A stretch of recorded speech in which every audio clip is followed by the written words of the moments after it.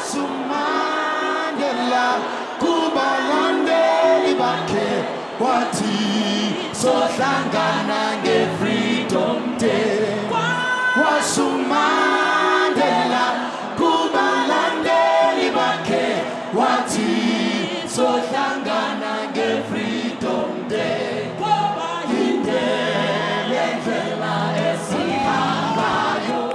Mama Grasa Michelle, Mama Winnie Madikizela Mandela,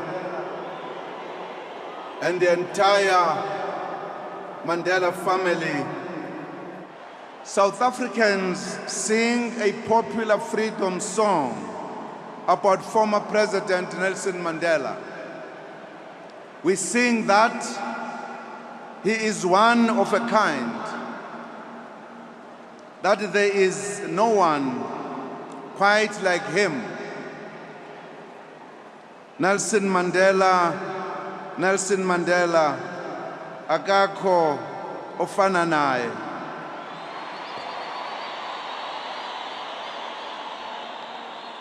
The song is one of the most accurate descriptions of this global icon, who is the founding president of a free and democratic South Africa, and also one of the former president of the oldest liberation movement in the continent, the ANC.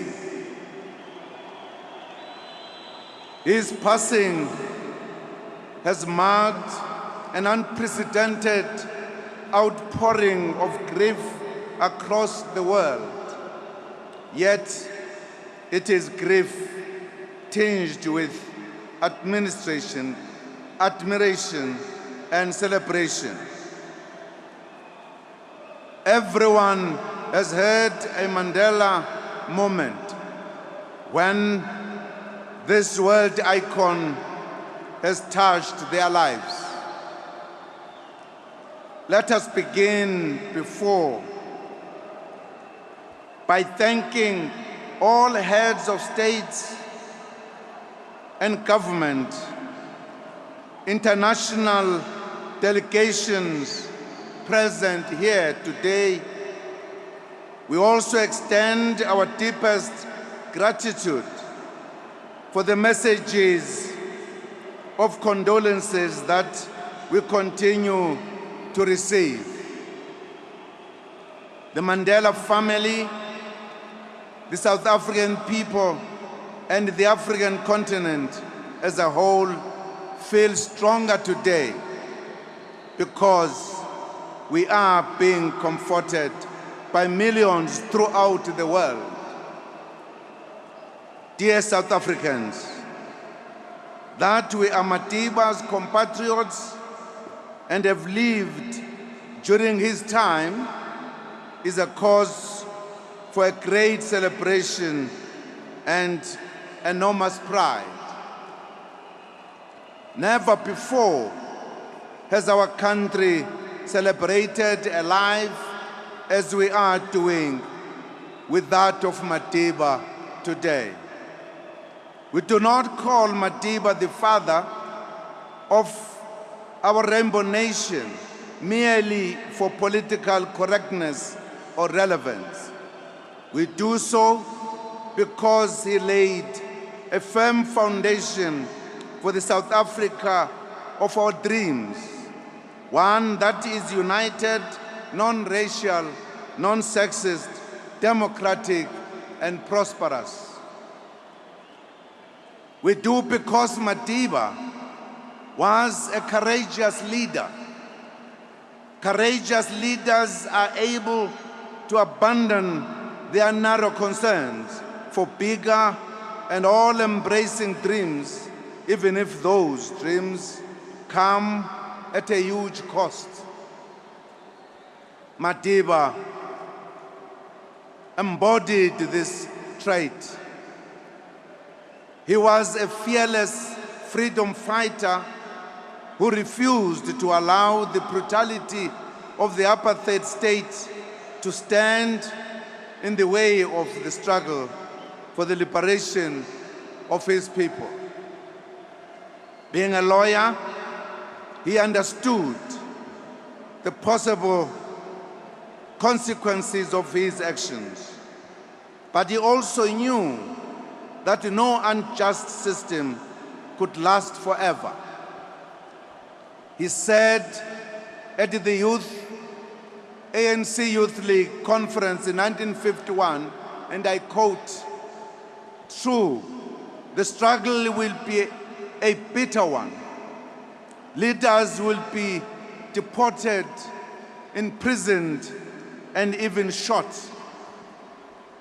The government will terrorize the people and their leaders in an effort to hold the forward march. Ordinary forms of organization will be rendered impossible, but the spirit of the people cannot be crushed until full victory is won."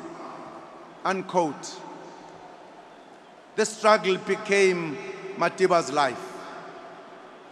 He was at the forefront of the radical change in the ANC in the 1940s, advancing the long walk to freedom. He became a volunteer-in-chief during the Defiance campaign in the early 1950s and became the first commander-in-chief of the ANC's armed wing, Umkhonto weSizwe, in the early 1960s. He paid dearly for his beliefs and actions through imprisonment. He stated in 1962, and I quote, "I was made by the law a criminal, not because of what I had done, but because of what I stood for, because of what I thought, because of my conscience." Unquote. Arrested and sentenced to life imprisonment during the Rivonia trial later in 1964, he never lost his fighting spirit.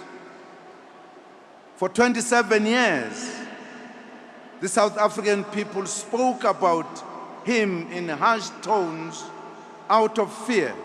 In fact, if the apartheid government had its way, they would have been burned even from thinking about Madiba. But the powerful name of Nelson Mandela lived on. He continued to inspire our people every single day from inside prison walls.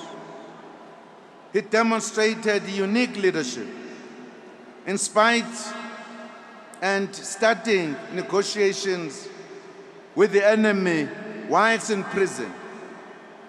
He also negotiated for the release of his fellow political prisoners first, before his own release. His release from Victor Verster prison on the 11th of February 1990 was one of the most remarkable and moving moments in the world history. The world came to a standstill, watching this tall, imposing figure walking out into a world he had left behind 27 years before. The enormous emotions and feelings we felt on that day are difficult to express in human language. A downtrodden people who had been dehumanized and made to feel like pariahs in the land of their birth suddenly saw signs that freedom would be attained in their lifetime. South Africa needed a leader like Madiba to help us through a difficult transition from apartheid to a free democratic society. In the bumpy road to our historic first free and fair elections, there are many times that he brought our nation back from the brink of catastrophe. The massacre at Boipatong in 1992 and the killing of the popular leader of our people, Chris Hani, in 1993 are some of the occasions when our country faltered in its long walk to freedom, when we stared into the heart of darkness. It is at this time that Madiba restored a sense of calm and the purpose and brought us back on the road to freedom. South Africa's first democratic elections were largely peaceful because of his leadership that he displayed. Indeed, there is no one like Madiba. He was one of a kind. Today, on International Human Rights Day, we celebrate Madiba, the man of peace. Today is the 20th anniversary of his being awarded the Nobel Peace Prize on the 10th of December 1993. This freedom fighter had always stated that the ANC had resorted to arms because the intransigence of the apartheid regime, which responded with violence, bannings, and detentions to simple demands for equal citizenship, human rights, and justice. To him, for South Africa to attain peace, the armed struggle was inevitable, but it was a means to an end, but not an end in itself. Madiba's love for peace was also evident in the work he did in the continent. People of Burundi enjoy peace and democracy today because of the seeds of peace planted by Madiba. Following the historic national elections on the 27th April 1994, an unprecedented number of heads of state and government and eminent persons from around the world descended upon our shores for Madiba's inauguration as the first president of a free and democratic South Africa.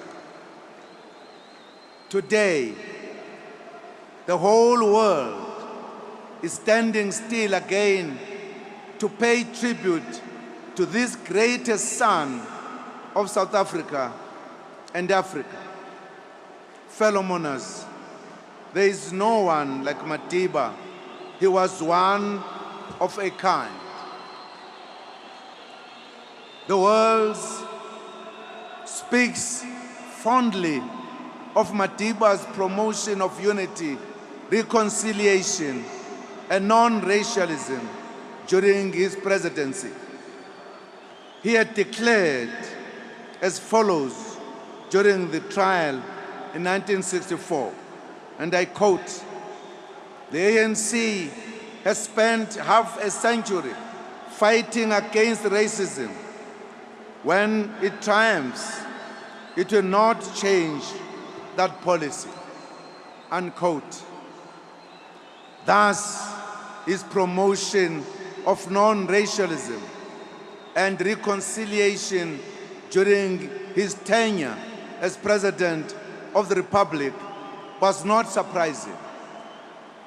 Compatriots and friends, speaking at the adoption of a new constitution of the Republic adopted in 1996, Madiba outlined the vision of the new society. He said, and I quote, "Let us give practical recognition to the injustices of the past by building a future based on equality and social justice. Let us nurture our national unity by recognizing with respect and joy the languages, cultures, and religions of South Africa in all their diversity. Let tolerance for one another's view create the peaceful conditions which give space for the best in all of us to find expression and to flourish. Above all, let us work together in striving to banish homelessness, illiteracy, hunger, and disease." Unquote. With the magnitude of challenges facing the young South Africa in mind, Madiba set about uniting the nation. He carefully managed the anger and frustration of both the oppressors and the oppressed, and reminded us of our common humanity that transcended racial boundaries. He also managed both the fears of the minority and the high expectations and impatience of the majority. He told us that the promises of democracy would not be met overnight, and that the fears of the few would not be allowed to derail the new one freedom. We all agreed with him, as Madiba never hesitated to speak his mind when it was necessary to do so, regardless of how uncomfortable the words may be to recipients. Many leaders, some of whom are present here, have experienced his sharp tongue. Realizing the power of sport to conquer prejudice, former President Mandela embraced South Africa's 1995 Rugby World Cup ambitions, donning the Springbok jersey at a time when it was much marginalized by the majority of the population. This would be a hallmark of his presidency. Our sports teams yearned for the Madiba magic that his visit would bring each time they faced formidable opponents. Beyond promoting reconciliation, Madiba also laid a firm foundation for transformation as well as reconciliation and development. He knew that reconciliation without transformation and reconstruction would be meaningless. Under his leadership, the new democratically elected government focused on addressing historical injustices and created new institutions to facilitate the building of a democratic society based on the principles of non-racialism and non-sexism. Close to 800 racist apartheid laws were removed from the statute books in the first 10 years of democracy.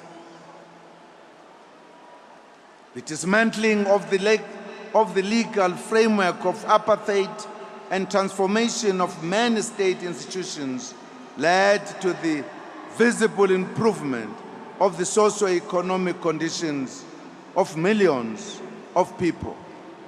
Thus, Madiba laid a foundation for a better life for all, which was the rallying cry of his presidency.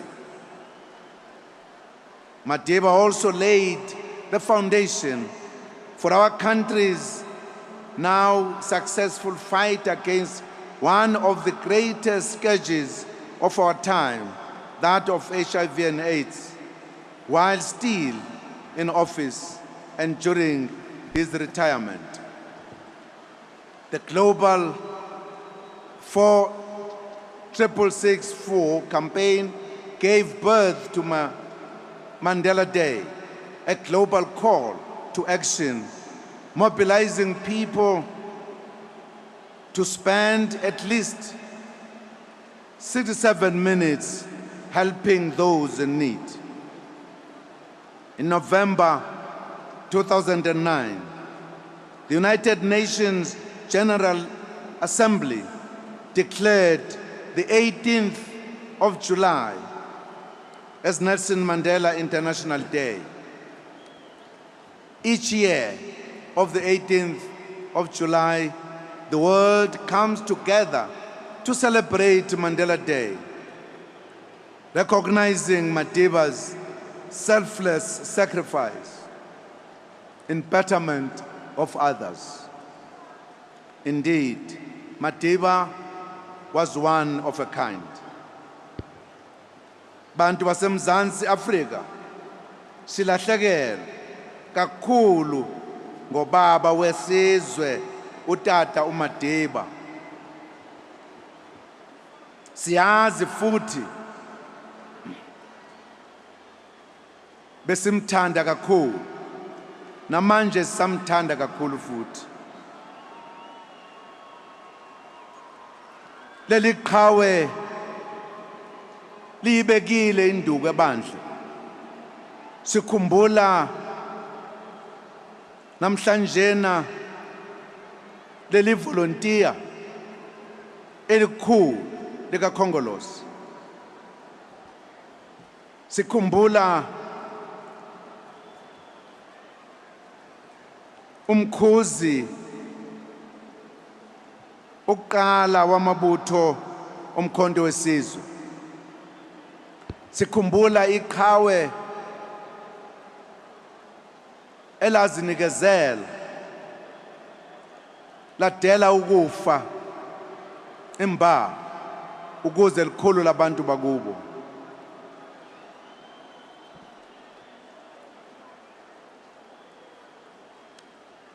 Sikhumbula iqhawe lakithi, iqhawe laseNingizimu Afrika elalo labantu bakithi ukuthi baphile kangcono, babe ngabantu abakhululekileyo. Sikhumbula iqhawe lakithi elabayidela kufa, ladela ukufa lifela thina abantu abamnyama.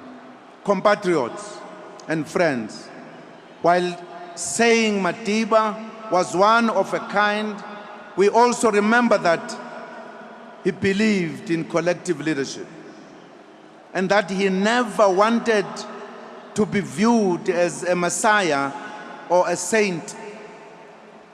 He emphasized that all his achievements were derived from working with the ANC collective, from whom, in his own words, were men and women who were more capable than he was. Thus, the South Africa that you see today is a reflection of a Madiba and many others like him who sacrificed their lives for a free nation. We thus remain truly grateful to his peers, Walter Sisulu, Oliver Reginald Tambo, Govan Mbeki, Raymond Mhlaba, Dorothy Nyembe, Florence Muposho, and countless others who left indelible marks in the history of our struggle.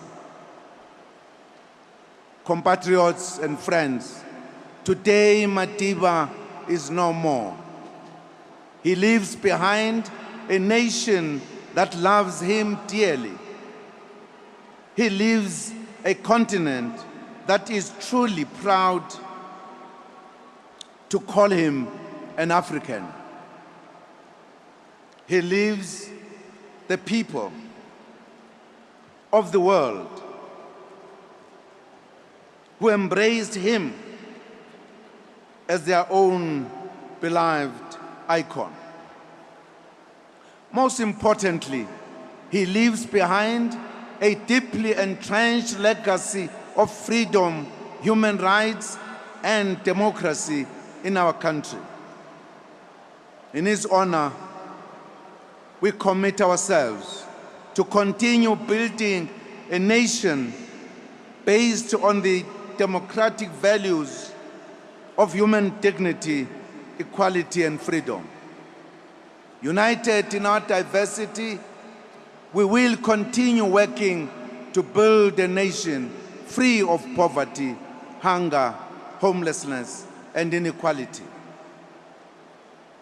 As the African continent, led by the African Union, we will continue working to fulfill his desire for a better Africa and a more just, peaceful, and equitable world. Tomorrow, our people will accompany Madiba on his last journey to the seat of government, the Union Buildings in Pretoria, where his body will lie in state for 3 days. I have the honor today to announce that the Union Buildings Amphitheater, where Madiba was inaugurated as president in 1994, and where his body will lie in state, will, with effect from today, be called the Nelson Mandela Amphitheater.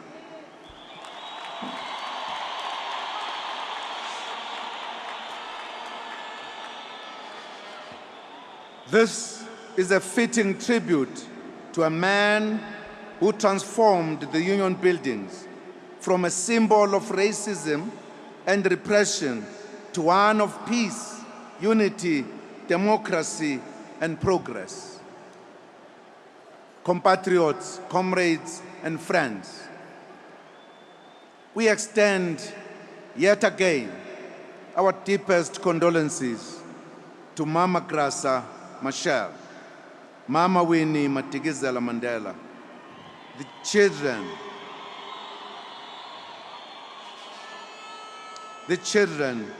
the grandchildren, the great-grandchildren, and the entire extended family. Nakubathembu bonke odlomo oMadiba.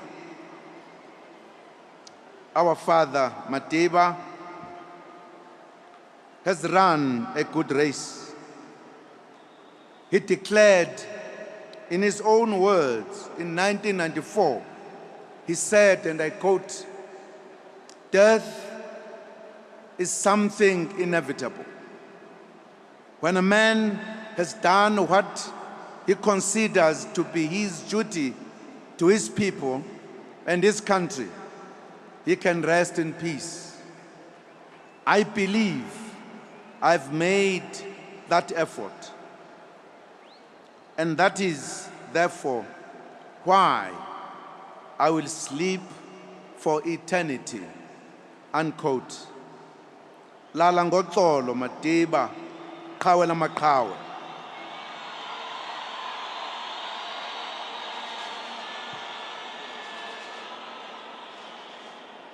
Robala ka kgotso, sinatla sa dinatla, sekwankwetla sa Afrika e Borwa. Rest in peace, our father and our hero. Thank you very much.